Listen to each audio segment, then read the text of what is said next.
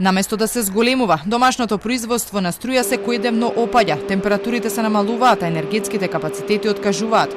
Иако властите очекуваа потребите од струја да се покриваат од домашното производство, во моментов половина од објектите не работат. Хидропотенцијалот се исцрпува. ТЕЦ Осломе и Неготино се надвор од мрежа, а РЕК функционира со само еден блок. Од синоќа блок 1 е исклучен. Од ЕСМ тврда дека тоа е поради планирани сервисни активности.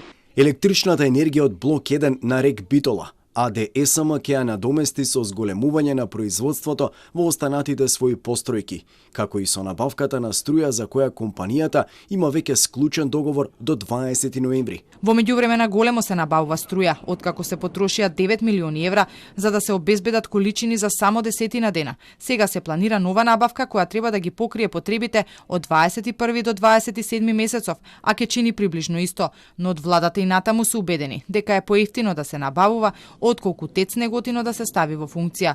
Само за споредба, струјата од оваа централа би чинела околу 240 евра, додека на берзите достигнува и до 300 евра.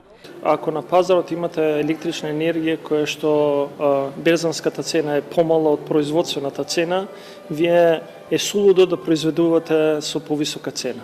Се уште нема ниту одговорност од фирмите шемаџии кои со ИТАР план со месеци трошат поевтина струја од граѓаните. Топката со денови се префрла од една во друга институција.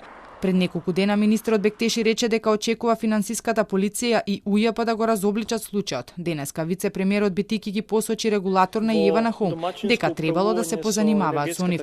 Но од РК пристигна експресна реакција во која стои дека тие први алармирале за овие манипулации и ги известиле сите надлежни институции кои водат соодветни постапки.